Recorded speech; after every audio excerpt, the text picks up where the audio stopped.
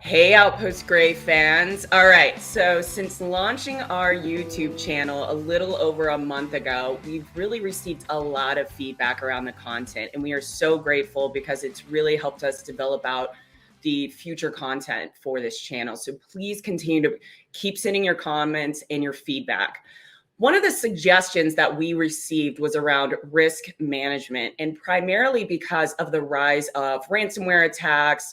The community as a whole had a lot of curiosity of what can we do better to protect ourselves, our critical infrastructure, and our organizations. With that said, I reached out to a very dear friend of mine and a subject matter expert in this area to bring him on the show so we can talk more about risk management and even possibly dig into some frameworks like ISO 27005 or maybe even nerd out on some NIST 800. We will see how this discussion unfolds today. But I'm so excited because the guest that we're bringing on the show, he has been working in and around InfoSec for a little over 23 years. He has a background in software development. He is a professor at the Medical University of South Carolina, and his current titles include Government Risk Compliance Manager and Identity Access Management Manager. That is definitely a mouthful. Now, I am really excited because Matthew Jones was actually, another fun fact, was our technical editor for our book, Cybersecurity Career Master Plan. And that was when I first met him. And he actually gave me a wealth of knowledge around these frameworks. So having him on the show today is just, I'm super excited about this. So I'm going to go ahead and I'm going to bring our guest, Matt, on the show. Matt, how are you? Welcome to Outpost Gray. Thanks, Jax, for having me. It's a real pleasure. This is going to be so exciting. I'm looking forward to deep diving into some of these questions with you, all risk management today. But before we do that, would you take a few moments to share a little bit more about your background, your 23 plus years of being in this industry, and how did you get here? Why did you choose and why risk management? All right. Well, I guess early in my career, I spent a bit of time as a software developer. I worked for the Department of Energy. I did software development, database administration, and we produced a accounting software for the DOE Lab's special material. So if you're not familiar, DOE is kind of responsible for our U.S. nuclear stockpile.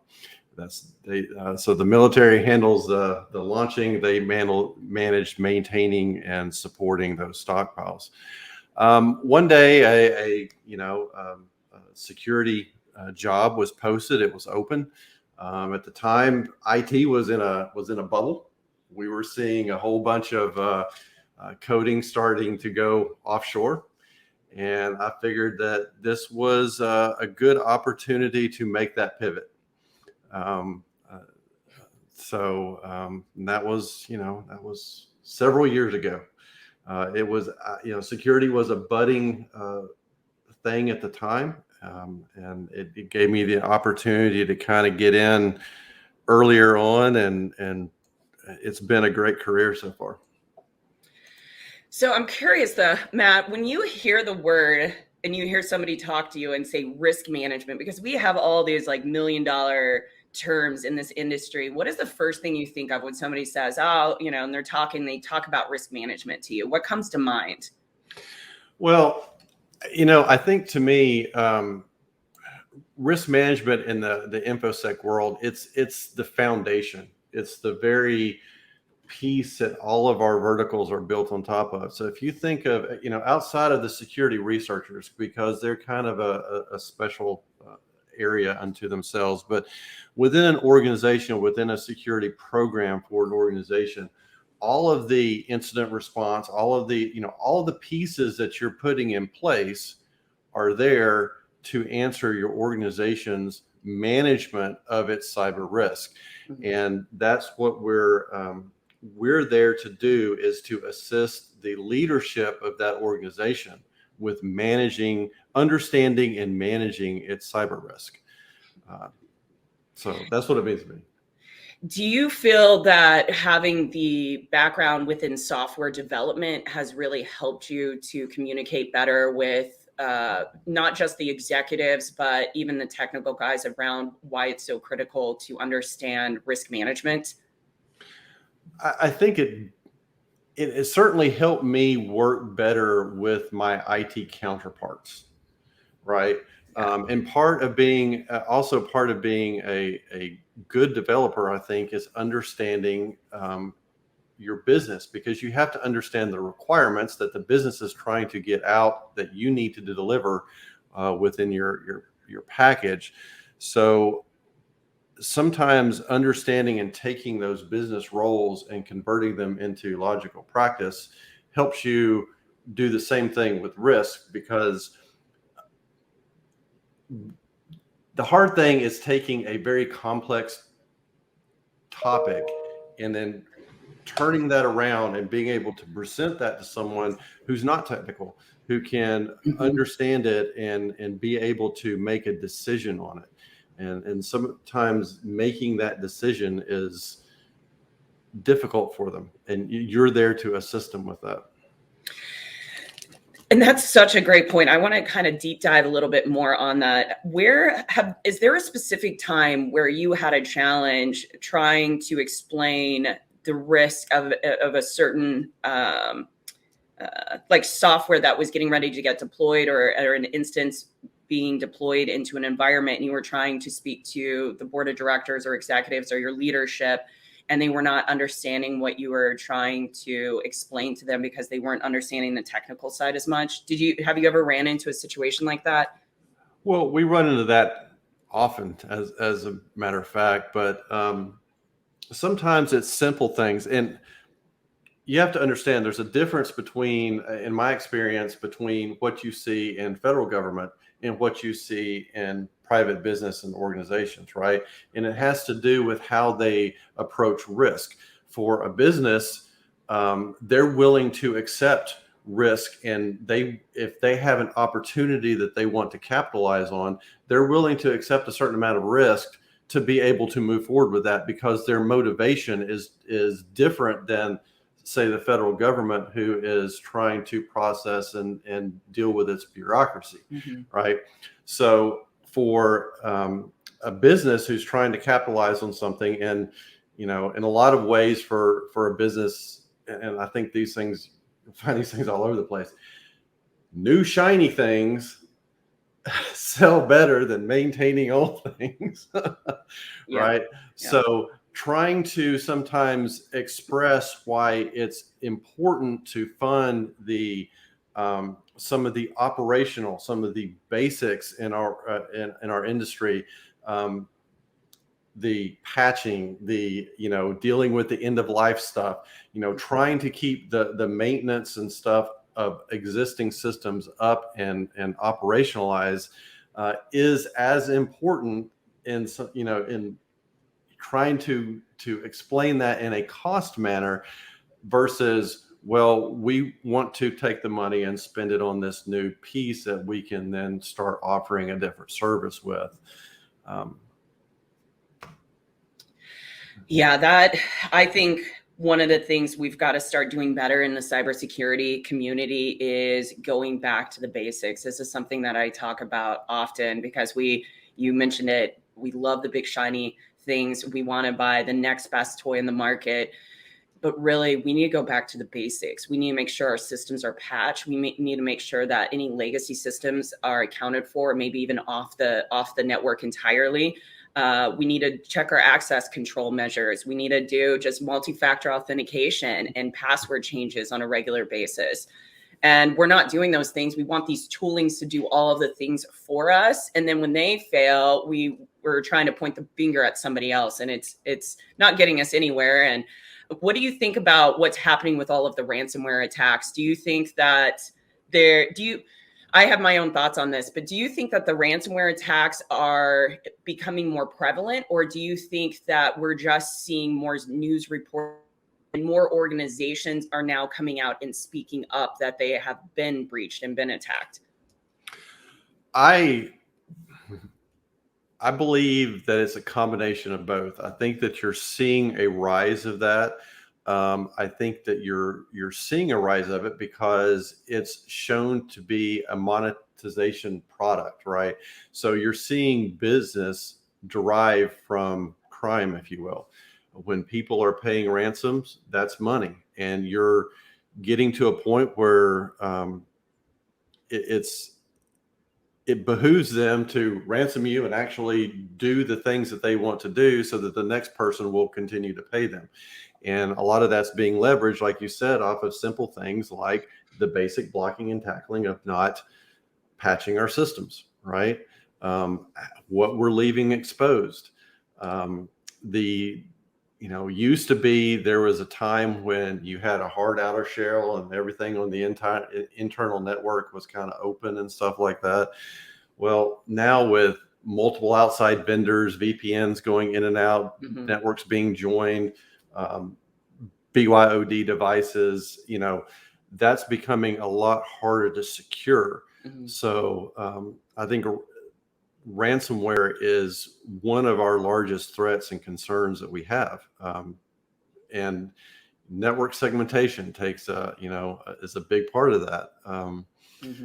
Trying to transition a lot of times those open networks on the inside to a segmented or a software defined network is one of those things that is very difficult to sometimes express to leadership that this is important.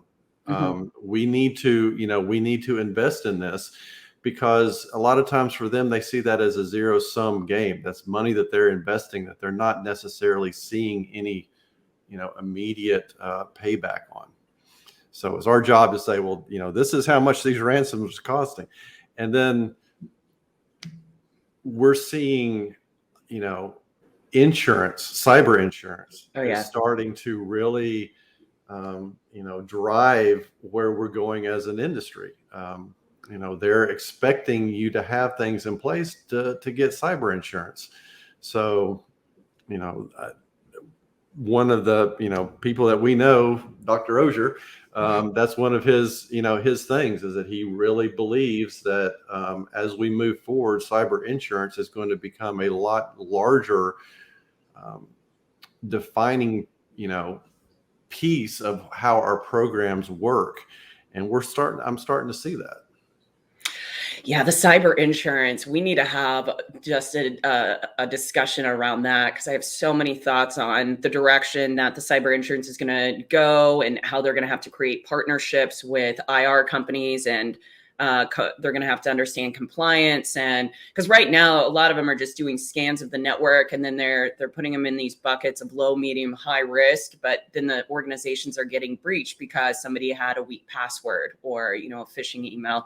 But I'm going to circle us back, and I'm going to bring us back to the risk management topic really quickly on this, because I still have a few things that I want to cover with you, and we're just going to have to bring you back on the show, Matt. But for frameworks, so one of the discussions that you and I talked about when we first connected, when you were assisting me with the technical edits of the book, was talking about some of the different frameworks. And I'm curious, for your background, are there any frameworks that you've particularly used in your career that you prefer versus another one, like NIST or ISO or anything like that you can just do high level discussion about? Sure. So I guess early on in my career, working with the federal government, you only have one choice. And that's, you're going to be using this now. DoD kind of had their own framework, but they have now shifted to adopting the NIST model. When I joined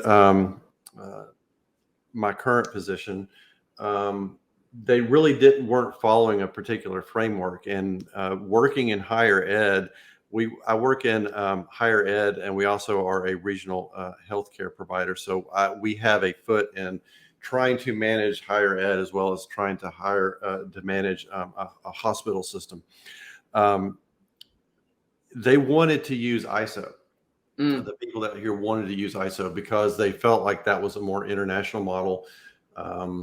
they felt that the NIST at the time, it was the 837 was the only framework NIST had. So there was the risk management, then you selected your controls out of 853, right? They kind of felt like that was a pretty burdensome process.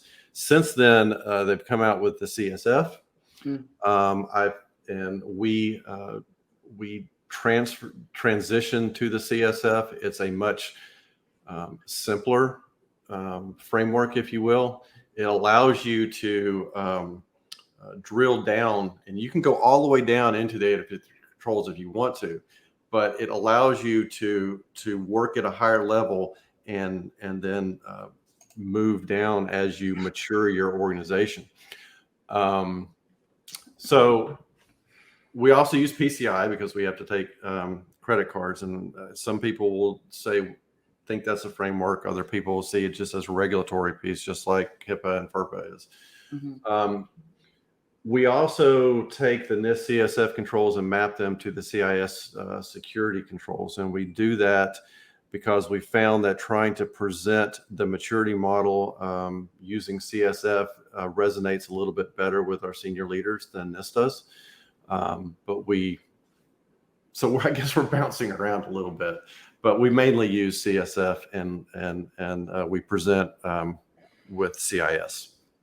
Oh my gosh, so many frameworks. Okay. Yeah. I'm going to be making sure that I put all these notes in the show notes below. So hyperlinks. So you guys check out below. You'll have hyperlinks to all the frameworks if you want to deep dive into them. So when you transitioned from your technical role that you were in into the GRC and IDAM role, because you went from a security architect to those positions, what were the first things that you did when you went into that position? Like, what did you know that you needed to start doing right away? Was it just meeting with all the individuals, or just understanding the overall risk framework? Curious. Well,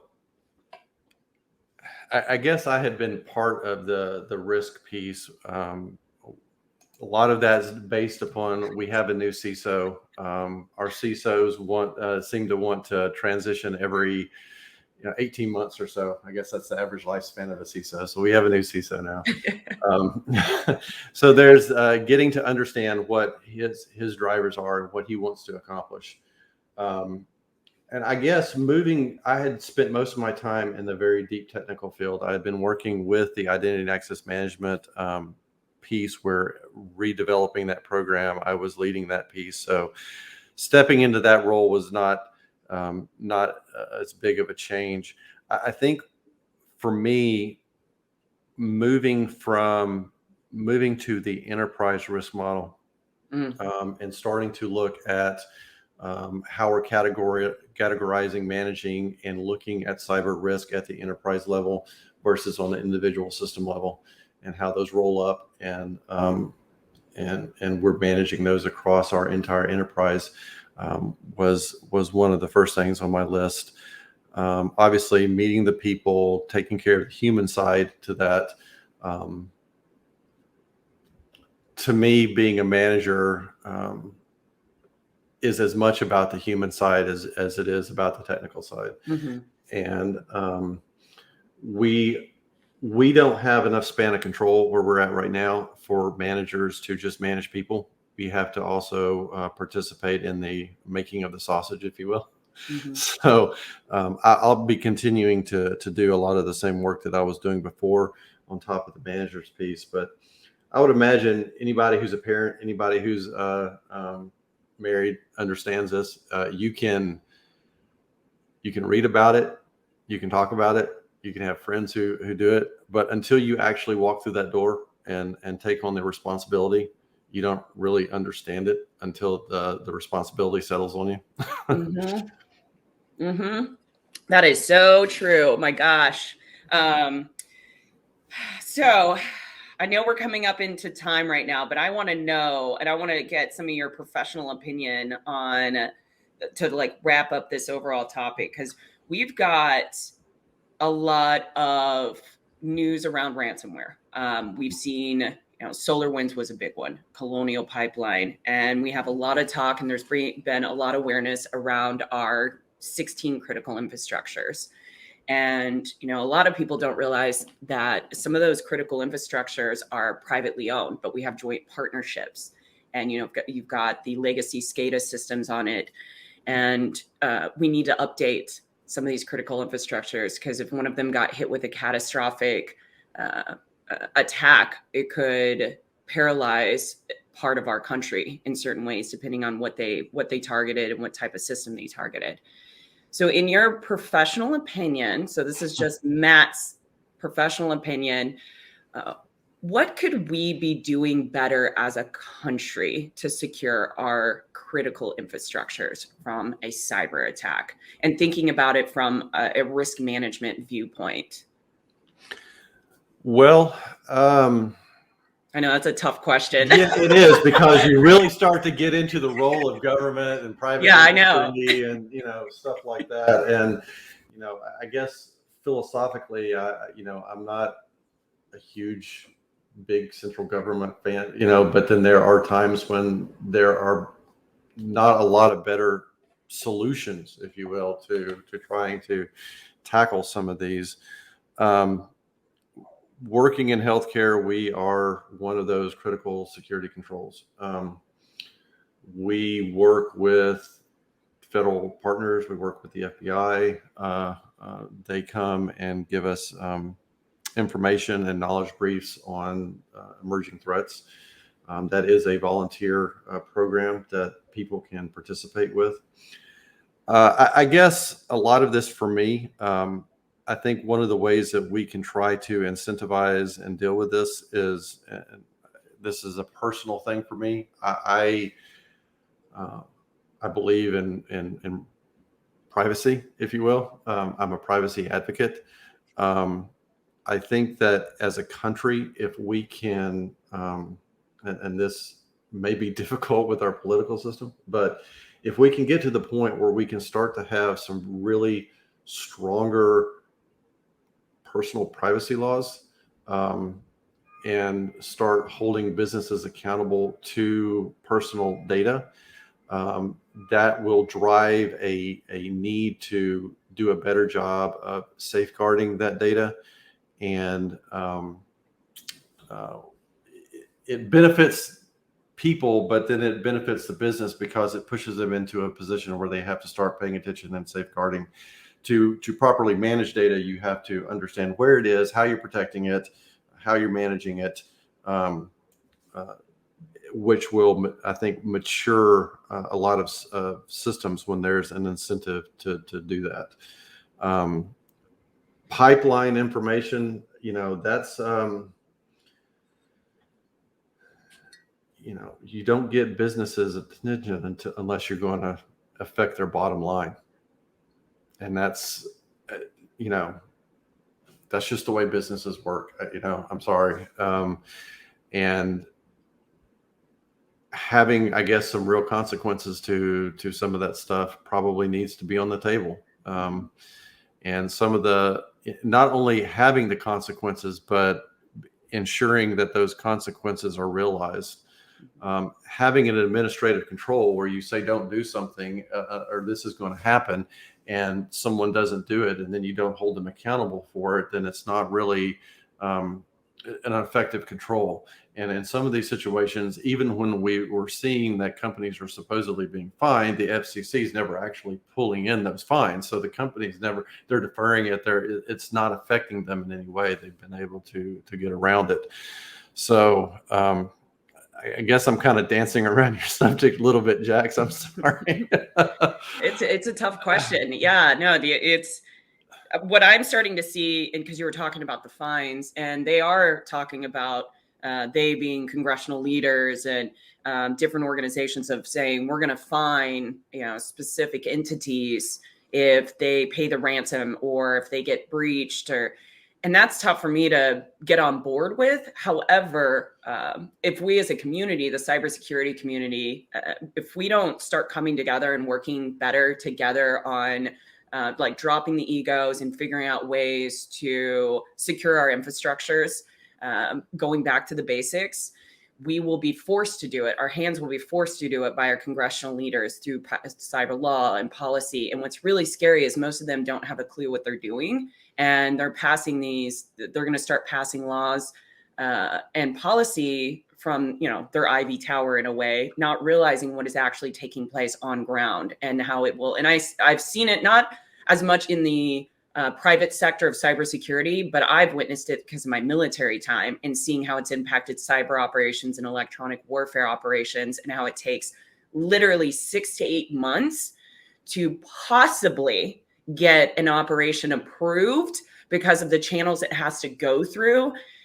And I see that's the direction we're going in the private sector. And so we've got to come together as a community and working better together with joint data sharing, whatever. I don't know what that looks like there. I wish I had a crystal ball, but that's why I posed that question for you, because the critical infrastructure is one that we've got to start paying more attention to now, before it's too late. And I have a feeling that it could be one of those things like Colonial Pipelines or Solar Winds, where then organizations start looking internal because now you're impacted. Well, you're seeing their supply chain issues, which is something that's been simply a trusted, overlooked piece for a very long time. I think a lot of the things we could do better, I think, with holding device manufacturers more accountable for the security that they're baking into their products and the maintenance of those products. And we are seeing some movement on there. I know within the healthcare field, medical devices, yeah, not the most secure things in the world, but then they want to be on the network, right? Things like, and sometimes it's simple stuff, Jax. We're talking about a medical device that doesn't have a fully implemented TCP stack, so that if you run a simple port map scan on it, the system goes down. And from a vulnerability stage, let alone what it is, I can DOS you by just simply running a port scan across your network, and it's something that's attached to a patient. Wow. Is that considered an IoT device? I would think, right? Well, it's an FDA medical device, right? So, they have some basic, and they're working on trying to get better with this, but security has not been a piece of bringing that thing to market, right? Or we'll see something like, you can patch this system, but you have to wait until we approve the patch. And we do that maybe twice a year. They don't invest in the people to actually get the patches down, do the regression testing, get stuff out in a timely manner that you can then patch those systems. They don't look at things like dependency of, this was written on Java. Okay, well, now the system's running a version of Java that's 8 years out of date and it can't be updated. Yeah. Or we'll see, this is the great one. I've got a great sale for you on these products, right? We're clearing out our inventory. They go to the leadership of the facility, and you buy these and we'll give you these, or we've got a great sale. What they're doing is they're clearing out all their Windows XP systems. Yeah. Oh God, Windows XP. If anybody is using Windows XP listening to this, no. You'd be surprised what is still running on Windows XP in the medical field. Wild. Yeah. Wow. Oh, Matt, before we wrap this up, you have been awesome. Again, thank you so much for making the time. I know how extremely busy you are. This has been a wealth of knowledge. We're going to have you back on the show whenever you have the extra time on your calendar. But before we hop off, if anybody that's listening to this wants to be able to reach out to you on anything, risk management, or just anything in general, what's the best way for them to be able to contact you? Would that be LinkedIn, email, Twitter?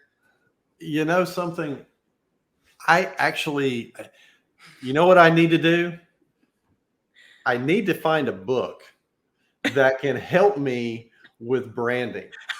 Do you have any suggestions?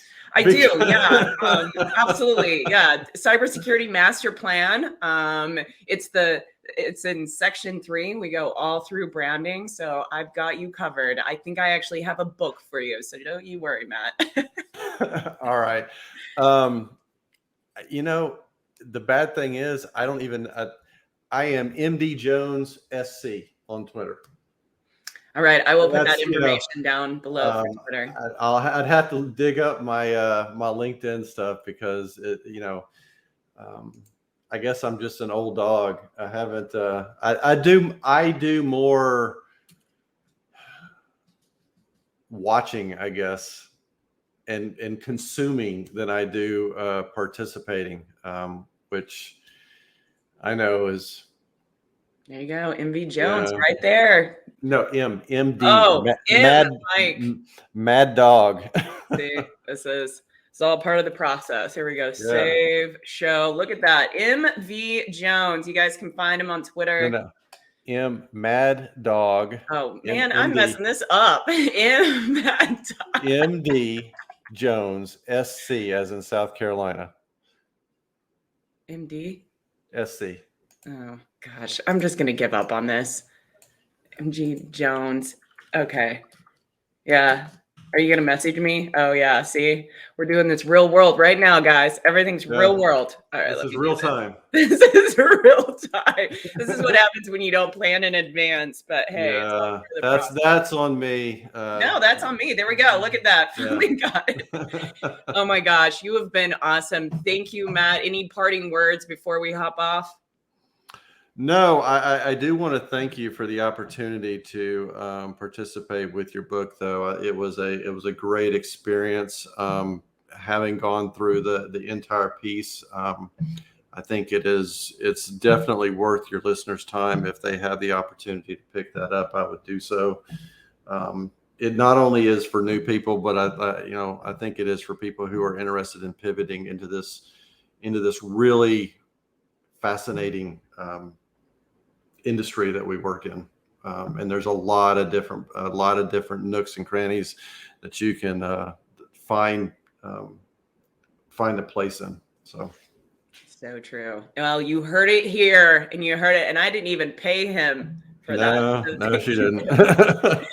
You're the best. Awesome. Thank you, Matt. Have a great day. All right, you too. Bye.